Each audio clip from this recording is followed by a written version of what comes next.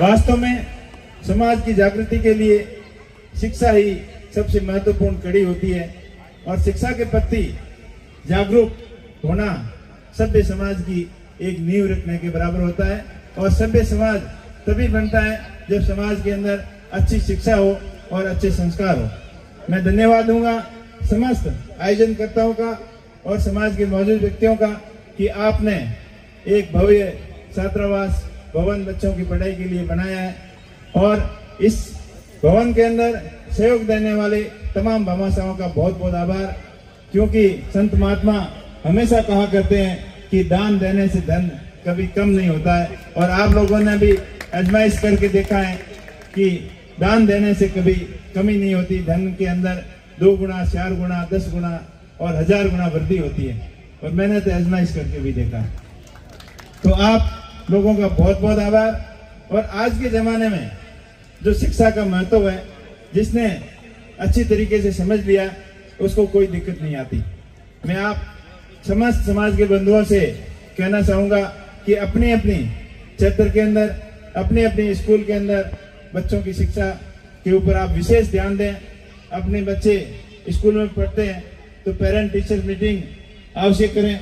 और समय समय पर बच्चों का आप पूरा ध्यान रखें, क्योंकि अपनी मारवाड़ी में कहावत है कि पूत सपूत क्यों धन संशय और पूत कपूत क्यों धन संशय। कहने का मतलब कि बच्चा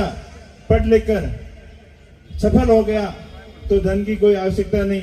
और अगर औलाद सफल नहीं हुई सक्षम नहीं हुई तो धन के अतुक भंडार भी कुछ काम के नहीं। तो विशेष तौर पर पढ़ाई के ऊपर ध्यान दें और शिक्षा के साथ साथ संस्कारों के ऊपर ध्यान दें। आजकल जमाना AI का है, आर्टिफिशियल इंटेलिजेंस का जमाना है, तो इसके महत्व को भी समझें। बच्चों को मोबाइल से ज्यादा नजदीकियां नहीं बनाए रखें और थोड़ी बहुत उनको शिथिलता भी दें, क्योंकि उनके पढ़ने लायक समझने लायक जो AI के माध्यम से जो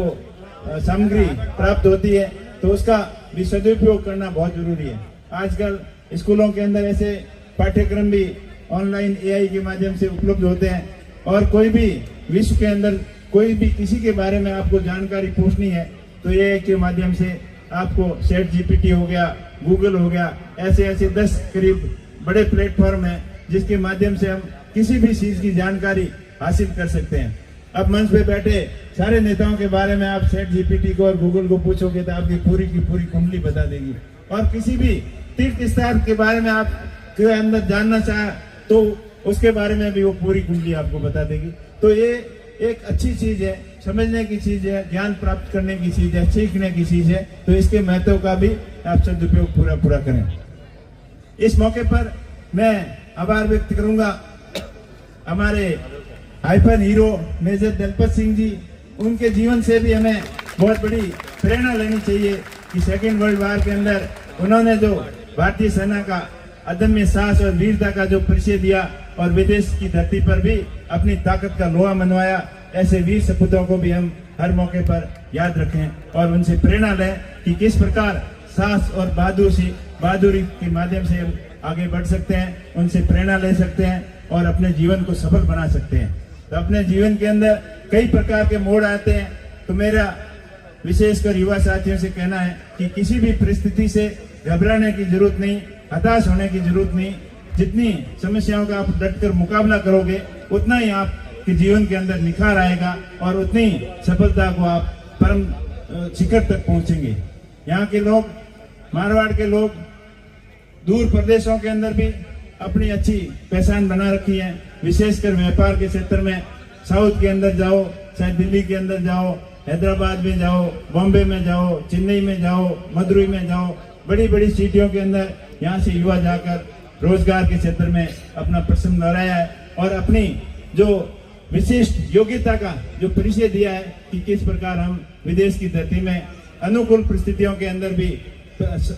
अपने अनुकूल परिस्थितियों को, अपने प्रतिकूल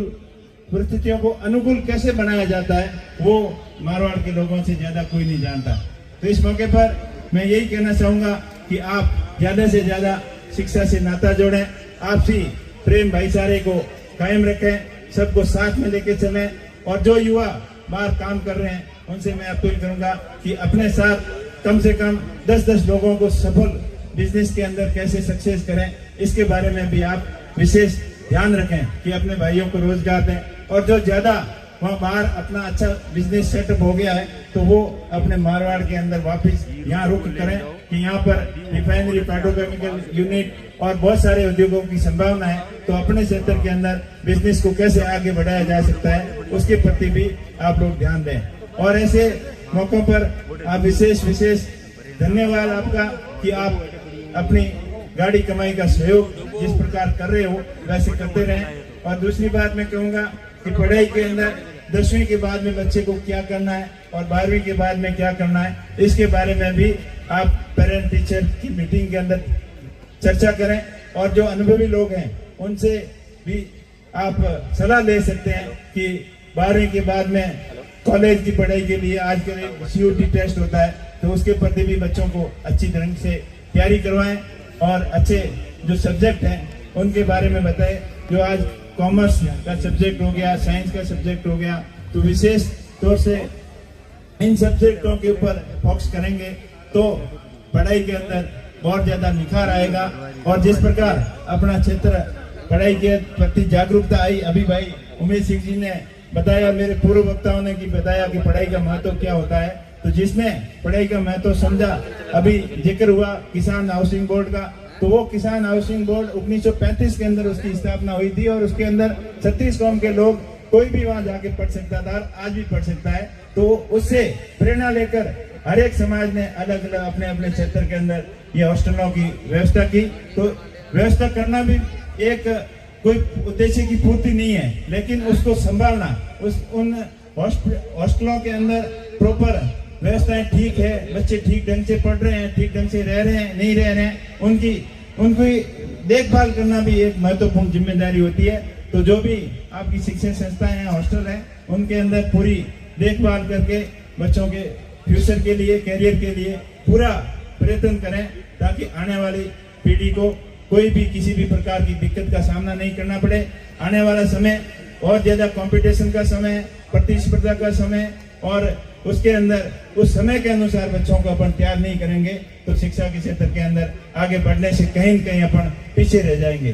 हमें प्रेरणा लें उन लोगों से जो शिक्षा के माध्यम से अपने आप में सफल हुए हैं, चाहे बिजनेस के क्षेत्र में हो, चाहे सरकारी नौकरी के अंदर हो, पढ़ लिख कर जो IPS बने हैं, IAS बने हैं, इंजीनियर बने हैं, डॉक्टर बने हैं, अच्छे बिजनेसमैन बने हैं, उनसे प्रेरणा लेकर युवा साथी आगे बढ़े, पढ़ने वाले आगे बढ़े। और जो लोग नशे के कारोबार में लिप्त हैं और जो शॉर्ट टाइम गेन के अंदर अपनी तस्करी के माध्यम से माला माल बन गए, ऐसे लोगों को आदर्श नहीं मानते हुए, अपने से सफलतम लोगों को आदर्श मानते हुए आगे बढ़ोगे तो निश्चित तौर पर जिंदगी के अंदर सफलता मिलेगी। कल परसों अखबार में आया था और हमेशा अखबारों की सुर्खियों में रहता है कि फलाना तस्कर के ऊपर इतने मुकदमे थे और पकड़ा गया। परसों आया था कि 31 साल का एक युवा और 31 मुकदमे, माला माल तो जरूर हो गया, लेकिन उसका कैरियर किस प्रकार बर्बाद हो गया और कितने लोगों का उसने कैरियर बर्बाद किया होगा। तो ऐसे लोगों से दूरी बनाए रखें